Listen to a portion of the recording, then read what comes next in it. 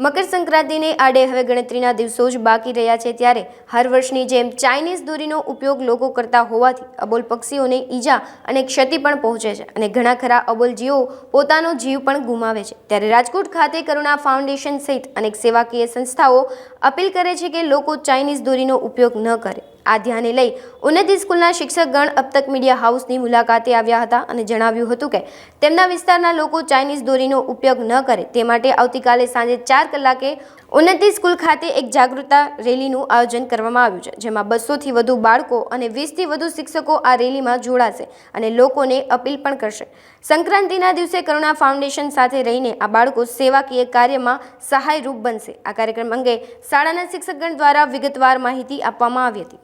નમસ્કાર, અમે ઉન્નતિ વિદ્યાલય ગાંધીગ્રામમાં આવેલી છે, ત્યાં 35 વર્ષથી કાર્યરત છે અમારી સંસ્થા અને બાળકોને ઓછી ફીમાં બેસ્ટ એજ્યુકેશન ક્વોલિટી વાઇઝ આપવું એ જ અમારી સંસ્થાનો મુખ્ય એમ છે। આ માટે અમારા ટ્રસ્ટી જે છે એ શ્રી સંજયભાઈ જોશી, જે અત્યારે ડાયરેક્ટર તરીકે કાર્યરત છે, તથા પ્રવીણભાઈ જોશી અને રેખાબેન જોશી, જે આ માટે પૂરો સાથ સહકાર આપે છે। અમારી સંસ્થા બાળકોને ઉચ્ચ શિક્ષણની સાથે બીજી બધી જ એક્ટિવિટી, સ્પોર્ટ્સ લેવલે, સામાજિક કાર્યોમાં કઈ રીતે આગળ વધે એ માટે સતત કાર્યરત રહે છે। આવા માટે અમે ઘણી બધી સામાજિક પ્રવૃત્તિઓ કરતા હોઈએ છીએ।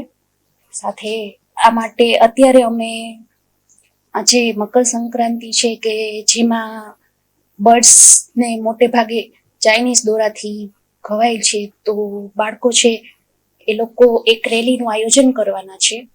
આવતીકાલે સાંજે 4 વાગે અમારી સ્કૂલમાંથી જ આ રેલી બાળકો દ્વારા આયોજન થશે અને આખા ગાંધીગ્રામ એરિયામાં લોકોમાં અવેરનેસ આવે એ માટે ચાઇનીઝ દોરાનો ઉપયોગ ન કરવો તથા બર્ડ્સને કઈ રીતે બચાવવા એ માટે કરુણા ફાઉન્ડેશન સાથે આ રેલીનું આયોજન કરેલ છે અને એ માટે સતત બાળકોને આ માટે મકર સંક્રાંતિના દિવસે પણ એ લોકો વોલેન્ટિયર તરીકે પોતાનું કાર્ય આપશે, એ માટે અમારા શિક્ષકો પણ એની સાથે જોડાયેલા હશે। રેલીમાં અંદાજે 300 થી 400 બાળકો હશે, 10 થી 12 ટીચર્સ હશે અને અમારો મેઇન એમ એ છે કે તમે સ્વદેશી અપનાવો। શું કામ? ચાઇનીઝ દોરાનો ઉપયોગ કરો છો, ચાઇનીઝ દોરાના ઉપયોગથી તમારા બાળકને બી વાગી જાય છે ઘણીવાર અને ઘણા બાળકોને હોસ્પિટલાઇઝ થવું પડે છે। પ્લસ બર્ડ્સ છે, અબોલ જીવ છે, એ હેરાન થાય છે, તો એને બચાવવા માટેનો ખાસ પ્રયાસ છે।